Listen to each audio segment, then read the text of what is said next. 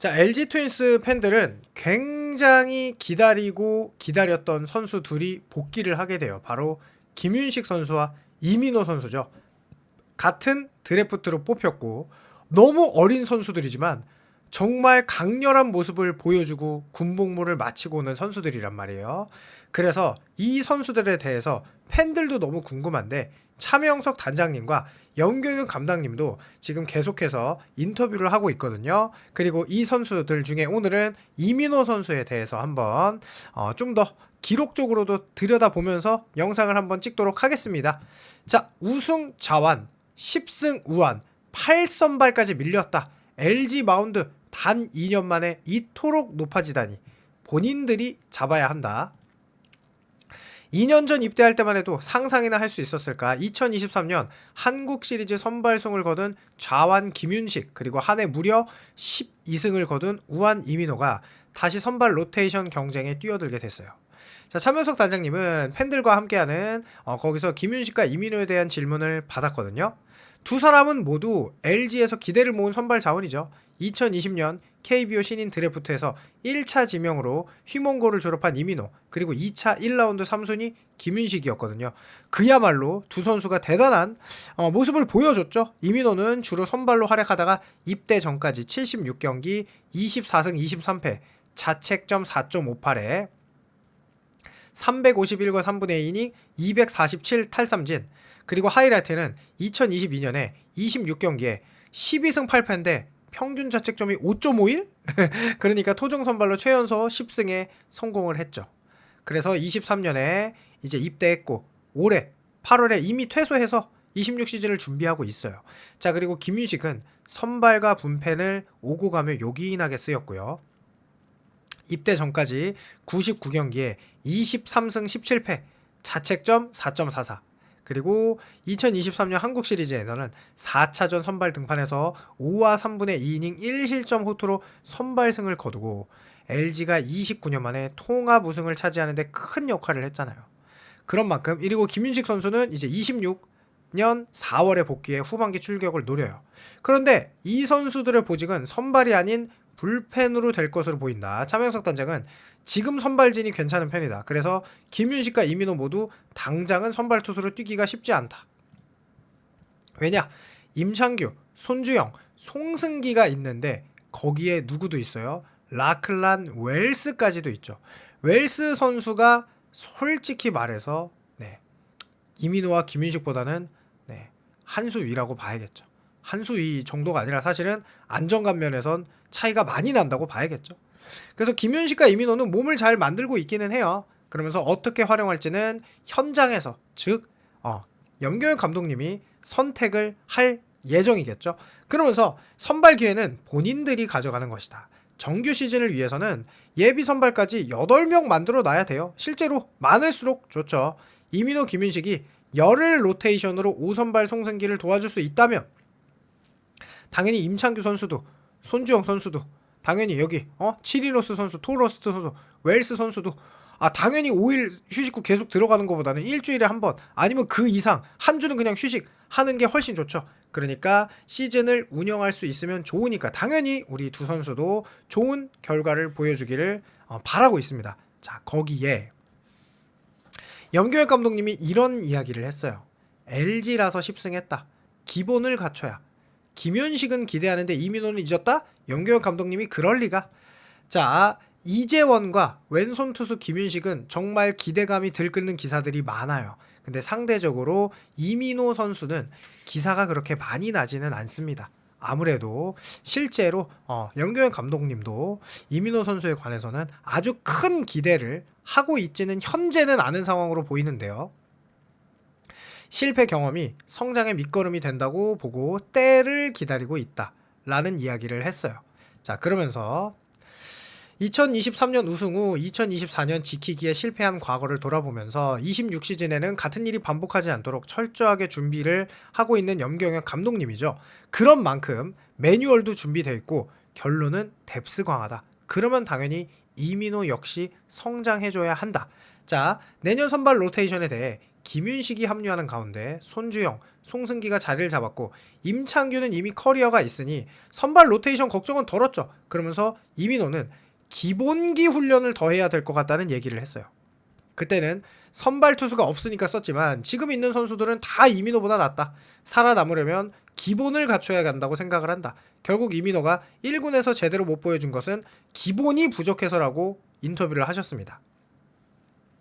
자, 이민호 선수는 2011년 8승 9패, 자책점 4.3인데 2022년에는 12승 8패, 자책점이 무려 5.51이에요.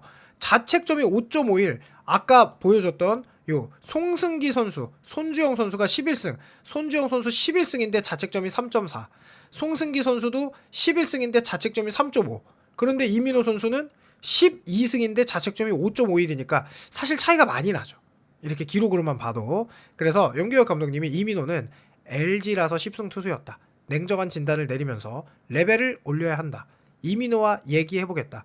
예전처럼 하면 연속성을 갖출 수 없다고 강조를 했습니다. 자, 실제로 이민호 선수 대단했죠. 2020년도에 오자마자 신인 투수가 그래도 정말 엄청난 활약을 했죠. 97이닝이나 던졌어요. 자책점도 3.69 대단했죠. 그리고 21년도에도 115이닝을 던지면서 자책점 4.3에 8승을 했으면 사실 진짜 대단한 거죠. 그 다음에는 2022 시즌에 119이닝을 던지면서 자책 12승을 했으니까 와, 갈수록 지금 4승, 8승, 12승 대박이다라고 생각했지만 2022년에 세부 지표는 좋지 않았어요. 그러니까 2023년에는 19이닝만 던지면서 결국 군복무를 마치고 오게 되었죠. 자, 지금 보시면 189에 98kg. 2020년부터 1차 지명이니까 바로 뛸 정도로 사실 재능은 엄청났다. 재능은 진짜 대박이었다. 그냥 1차 지명을 할 정도로 피지컬도 좋고. 그런데 이제 뭐 사회복무요원으로 아무래도 이제 부상이 있었기 때문에 이렇게 된 것 같고. 그러면 지금 보시면 굉장히 좋잖아요. 근데 WAR을 보면 신기합니다. 첫 해가 2.4고 두 번째가 2.01이고요. WAR이 세 번째가 0.43이에요. 12승을 했는데 WAR이 0.43이다. 정말 특이하죠. 그리고 마지막은 WAR이 0.05. 그러니까 사실은 데뷔 이래로 꾸준히 하락했다고 보는 게 맞아요. 그 이유는 뭐냐면 제가 계속 이런 이야기 많이 하잖아요. 1년 차에 신인들은 그야말로 투지와 배짱으로 어떻게 보면은 기술보다는 선수들이 이제 이 선수 분석도 안 됐을 뿐더러 직구가 빠르면 직구 구종 하나에도 사실 약간 힘들어하는 경우가 있거든요. 그런데 2년 차에는 그거를 이제 선수가 분석을 당하니까 2년 차에는 보통 잘 못해요, 선수들이. 그러다가 3년 차에 이제 극복을 하면서 잘하게 되는 경우가 많거든요. 그런데 그렇게 되는 이유는 너무나 당연하게도 이 선수가 투피치라는 거예요. 투피치. 그러니까 송승기 선수는 제가 내년에도 잘할 거라고 예상을 하는 게 포피치인데 이 선수는 투피치라는 거죠. 이민호 선수는. 그래서 구종이 단자로운 게 큰 문제점이었어요. 그래서 140 중후반대의 직구를 던질 수 있고 140 초반까지 나오는 슬라이더를 가지고 피안타율이 3할이 넘는다는 건 구종의 가지수가 적은 것뿐만 아니라 무브먼트 등 다른 부분에서 문제가 있어 보인다. 특히 피안타율이 3할 4리에 구종같이 마이너스 7.9. 그리고 슬라이더 역시 피안타율이 2할 8푼 1리. 그러니까 직구도 슬라이더도 두 개의 투피치를 던지는데 피안타율이 너무 높죠. 그래서 직구와 슬라이더가 망가지니 던질 수가 없다. 그러면서 시즌 피안타율이 3할 5리. 그리고 출루율이 3할 6푼 7리.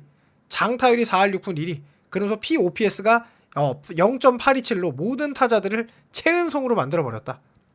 역대 10승 투수 중에 SWAR 수치가 가장 낮다. 이런 기록을 받게 된 거죠. 그래서 사실은 굉장히 조금 안타깝다. 그래서 연규혁 감독님이 기본기가 중요하다고 말했던 것은 바로 이런 세부 수치를 연규혁 감독님은 중요시 여기는 감독님이기 때문이죠. 자, 실제로 2020년도에는 삼진이 6.17개였어요. 21년도에는 좀 발전을 했죠. 7.83개로. 그래서 볼넷률도 줄였어요. 대신 홈런이 많이 늘었죠. 그 이유는 간파당했기 때문이에요. 자, 보시면 피안타율은 줄었어요. 2할 4푼 9리에서 2할 2푼으로. 근데 홈런이 늘었다라는 거는 투피치가 들켰다는 거죠. 두 구종 중 하나를 노리고 들어오니까 홈런 개수가 늘어날 수밖에 없었어요.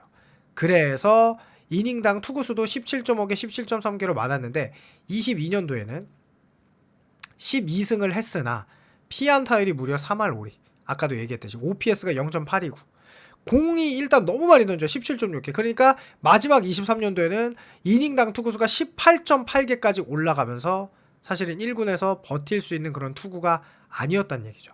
결정구가 없고 타자를 잡아낼 수 있는 투구가 없었다는 얘기죠. 자, 그러면서 실제로 포심의 구종 가치를 보면은 17.2였어요. 데뷔 시즌에. 고교에서 갓 올라온 신인이. 그런데 13.4가 되더니 마이너스 3.5까지 찍혔어요. 12승을 했는데 그 다음은 마이너스 2.7.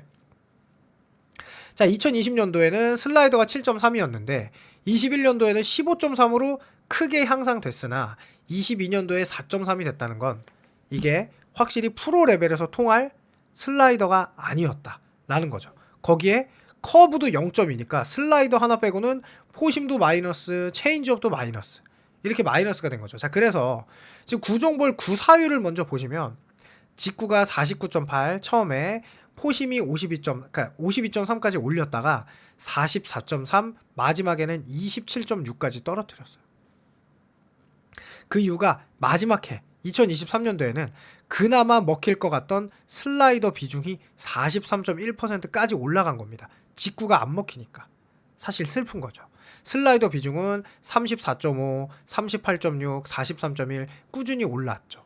오히려 슬라이더를 가장 조금 던졌던 이 34.5%로 던지고 커브 구사율이 9.3이었던 요 2021년이 그래도 커브로 타자의 타이밍을 뺏으면서 슬라이더의 구종 가치도 올라갔거든요.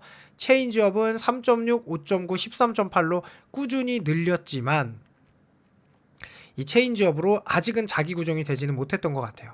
결국은 직구와 슬라이더가 살면서 커브나 체인지업 중에 하나가 최소한 완성돼야 3피치는 돼야.